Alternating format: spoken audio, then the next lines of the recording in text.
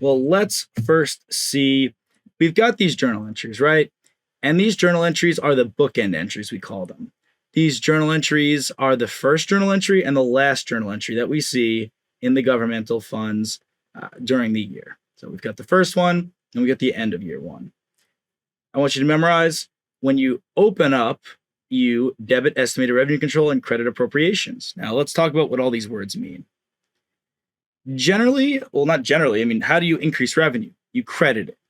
So why are we debiting revenue here? Well, that's because it's kind of like a budget. Estimated revenue control is essentially a budget of how much money you believe you're bringing in this year as a government. Appropriations, this is the amount of money that you're planning on spending during the year, right? It's the amount of money, another word for appropriations is assigned. So how much money is assigned to be spent during that year?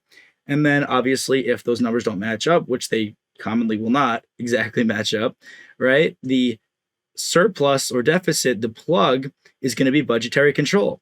And budgetary control basically is just the deficit or surplus that you've got of money for that current year in the government, right? So in this case, we are bringing in $4 million of property tax revenue. We are spending $3.9 million. We've got a surplus this year of $100,000. So the difference between revenues and appropriations goes to the budgetary control.